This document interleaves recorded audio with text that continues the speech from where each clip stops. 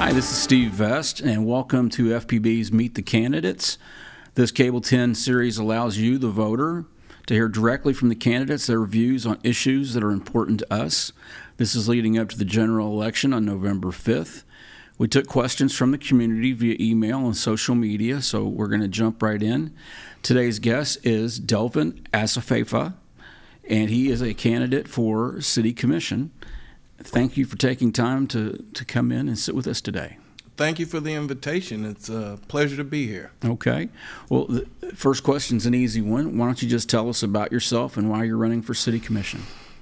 Honestly, this is my second go-around for City Commission, but I want the voters to recognize that it was in 2018. After that race, I continued to work in the community. I became the president of the Hickory Hills of Frankfort Neighborhood Association. I am on the board of directors for the Simon House. So it's not that I just talk about helping the community. I'm actually in the community. It's one thing to be an activist online and putting my views out there, but I'm actually boots on the ground because I care about the community.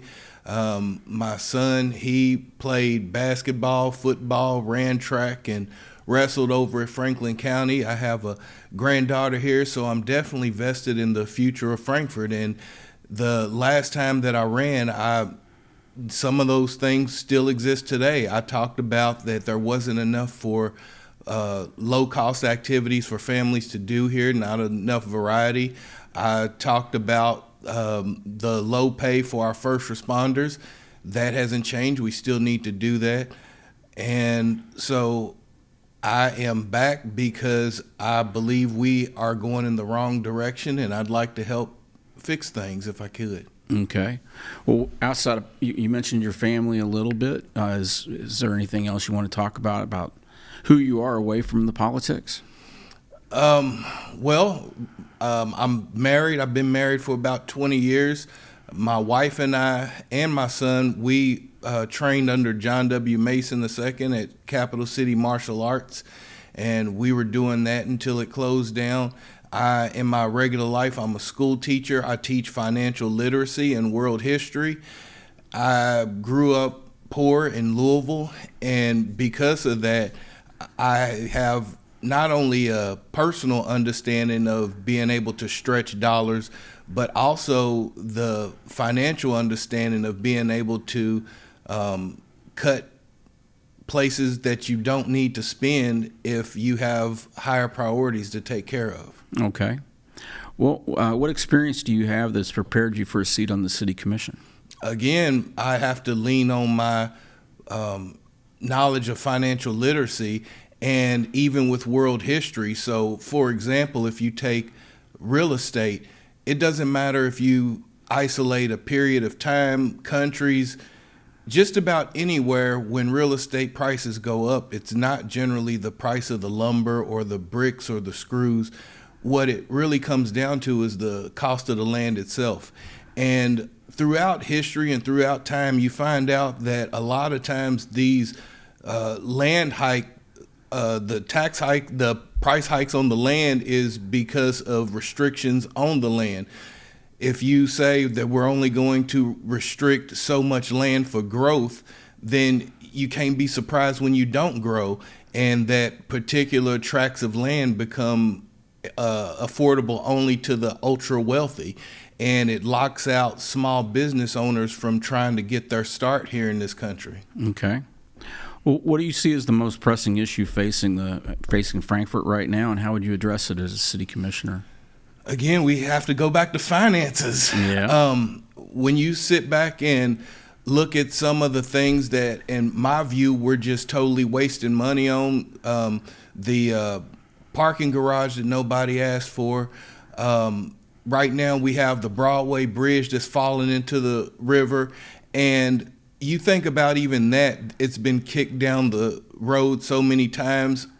Prior commissions have known that this bridge has been in imminent danger of falling in, and now we're in a position where we can't kick it down the road anymore. We have to address it. I'm, again, on the board of directors for the Simon House for the Homeless, And when I think about the folks on the city commission who like to brag about how much they love to help out the homeless, well, we received $5,000, thanks, for fire escape, thanks. But that being said, we lost our emergency shelter in May. The Me and Soup Kitchen was a hair away from closing down. The Domestic Violence Center for Women is closed down. I don't think that we have our priorities together. We need to invest in human capital in this community. We have a drug epidemic in this community, and we don't have resources to assist those people in getting back on their feet to become productive members of the community. Okay. How would you work to attract new businesses and jobs to Frankfort while supporting existing local businesses? A lot of Frankfort almost sells itself when you consider our location on the interstates, when you consider our relative low cost of living. I think what we really have to do, and I need to fall back and give credit where credit's due to a presentation given by Rich Rosen at the Franklin Circuit Court, the Fiscal Court rather, where he talked about we need to come up with a 30-year plan and to designate large tracts of land instead of piecemealing it, because it will give future developers and innovators imagination to grow instead of telling them that they're only designated to a small area.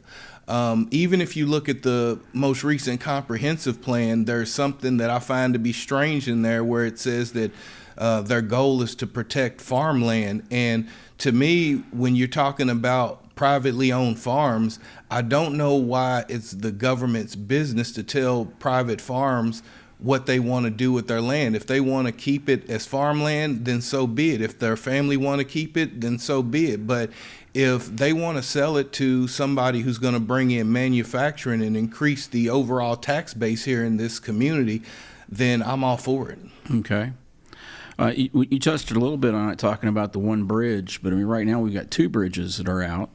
Taylor Avenue is closed, at least, indefinitely for now.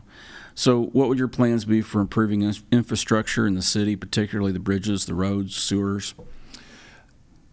This is another situation where we find ourselves in imminent danger. And when you had the rock face falling in on Taylor Avenue, folks from the sewer department told me if we have another incident like that, then it could possibly disrupt the entire water service to the west side of Frankfort. That's definitely something that we have to prioritize. So I would definitely look more into trying to fund projects like that compared to murals, compared to parking garages, and compared to bridges that nobody's used since 1993. Okay. So you just touched on the next question, which is what are the fiscal priorities when it comes to balancing the city's budget and managing the finances responsibly? What we have to do is look at places where we might even be duplicating services between the city and the county. I think that's a great place to start. There are even situations where we already work closely together. For example, you take the Parks Department. The city is already in charge of 7 out of 8 of our parks, and I don't see why that entity can't be in the same place making decisions together instead of independent agencies trying to work for a common purpose but working independently, which sometimes seems like they're working against each other. If you think about the basic idea of trying to renovate the pool over at KSU, you have the city on board, you have Swim with Purpose on board, you have KSU on board, but it seems like the county want to go forward with their own plan to come up with. I can't tell you specifically if that would be a better idea, but to me, it's much better when we're all acting as one. Yeah. Well, you mentioned the comprehensive plan and the goal of the plan, and do you agree with most of the priorities, some of the priorities in the plan? My main problem with the plan is in Frankfort, we've already seen plenty of plans and no action. So I don't see the point of coming up with plans when in reality something else happens. A prime example is parcels B and C. How long has the convention center been destroyed? How long has this community been starving to have a place to host graduations, to host basketball tournaments and other regional tournaments that's going to bring economic development here in Frankfort? Right now, all we have to show for it is a parking garage that nobody asked for. Where are the things that are going to benefit Frankfort to help give us an identity here? We are a capital city with no identity, and it takes leadership with vision that is going to help to give Frankfort and shape an identity that we desperately need. Okay. How do you plan to balance development with preservation, rural and agricultural? You talked about that a little bit as well. So, I think that you have to talk to the people who live on the ground, because we have a problem in Frankfort of not in my backyard. So let's say, for example, there are people who say, yes, we need to get industrial development. There might be an area for industrial development, but they don't want it because it's too close to them. So I think that it's going to take some hard conversations with people so we can agree that these things are in the best interest of all of us going forward. And this is one of the beauties of the United States, to have the freedom of speech, the opportunity to debate ideas in the open, and to see which ideas win out at the end. Okay. Well, what specific industries or types of development do you believe would benefit the future of Frankfort most? I definitely would say industrial, because it pays a lot more on the average than retail. It pays a lot more on average than customer service. We really need to, even the manufacturers that are currently here, we have a lot of vacant buildings, and I think that it would be helpful to possibly even talk to them and see if they are able to expand in some of those areas. So we can't just continue to look on the outside, but rather to look inside of Frankfort to see who's already here, who wants to try to encourage more development. We have a brain trust here in Frankfort. We have a lot of individuals who are struggling, but they're having businesses on the side. I think that the government could offer incentives to individual entrepreneurs to help to mitigate some of these empty storefronts and businesses we have. Well, that was the next question, was how would you attract new businesses and jobs to Frankfort while supporting the existing businesses? Yeah, you have to offer incentives, because people are incentivized, and the incentives produces behavior. One of the things that drives businesses away is when you have, for example, a building inspector that will tell a developer, you need to do A, B, and C in order to become compliant. The business developer does A, B, and C, but when they go back, it's a different inspector that they talk to, who then says, no, that A, B, and C didn't need to be done, but you need to do D, E, and F.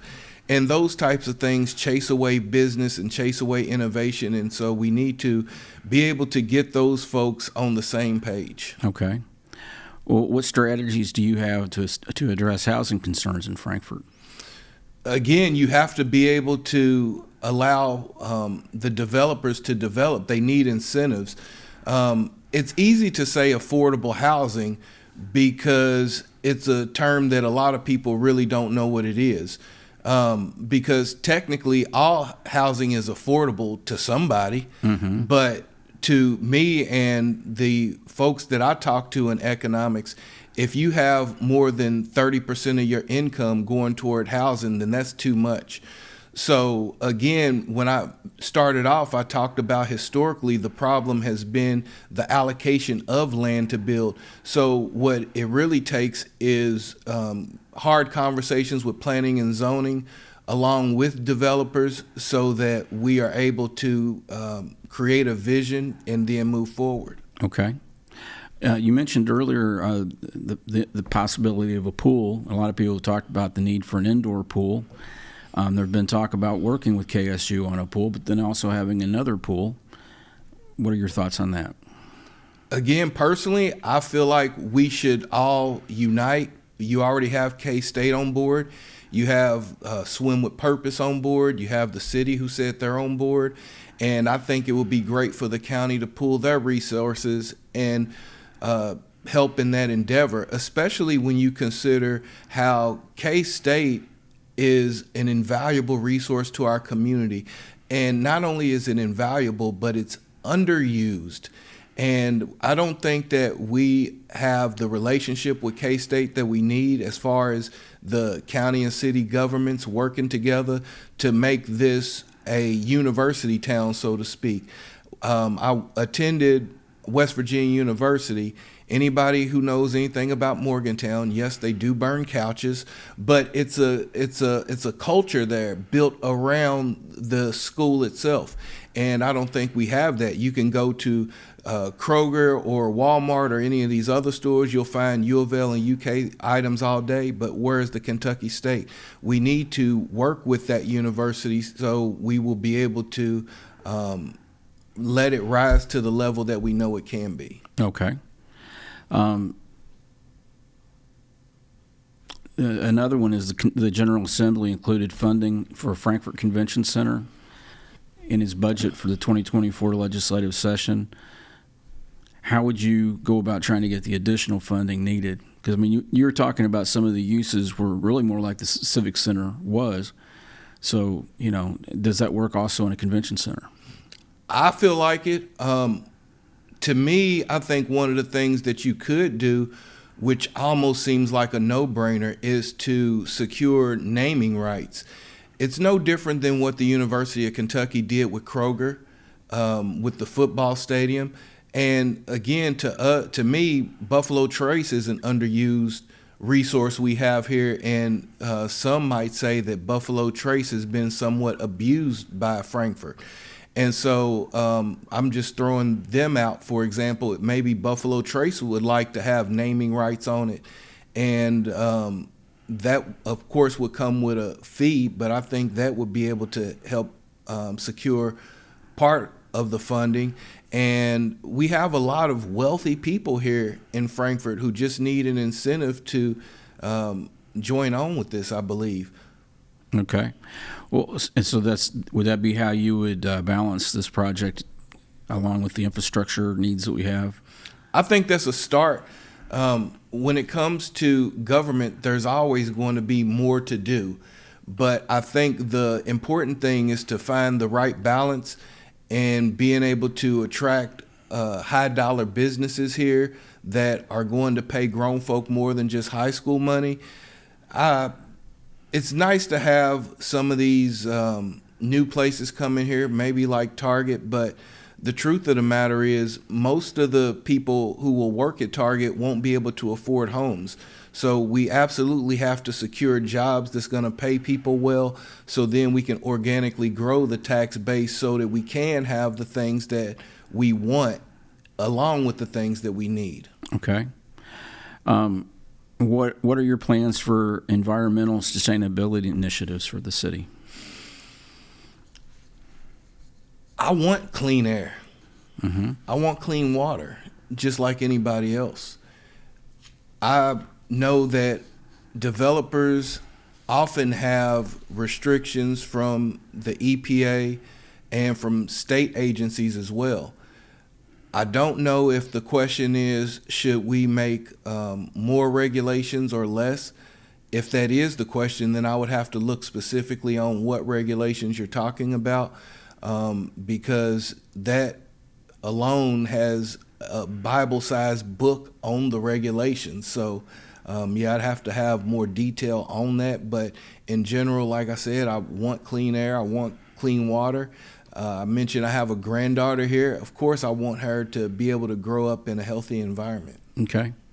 What about enhancing tourism and promoting the historical significance of Frankfort? You said that we're a state capital without an identity. Talk about, I guess, how history and tourism play into that. Absolutely. I think that you have to advertise yourself. And because I don't think Frankfort has a unique identity, we're trying to be so many things. I'm not sure if people look at Frankfort as a historical entity as compared to a bourbon entity as what it's recently become. There's nothing wrong with bourbon. I mean, heck, after a hard day at work, I like bourbon myself. But at the same time, I think a lot of it has to do with marketing. But I do feel like they're doing a lot better job at the programs that they're offering. I've seen things on Facebook promoting the activities that they have. But yeah, I just think it just needs a little bit more marketing. Okay. How would you address concerns about crime and public safety in the city? Again, when I first ran, I talked about increasing the pay of our first responders. I also mentioned that at that time in 2018, we were able to attract officers, but we're not able to keep them because surrounding counties pay more. We have to be able to, in my opinion, go back to being able to offer them incentive pay. And again, it goes into priorities of our budgets, being able to look at the things that are needs versus wants. And our first responders are definitely a need and not a want. If you think about the basic idea that we have about 63 officers on duty, but at any given time, you have some that are missing because of injured reserve, vacations, or administrative leave. So consider that we might have between 48 and 51 officers available for 20,000 people.